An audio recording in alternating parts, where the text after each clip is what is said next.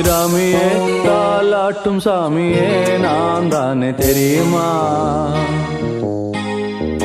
சிவகாமியே சிவனில் நீயும் பாதியே அதுவும் உனக்கு புரியுமா?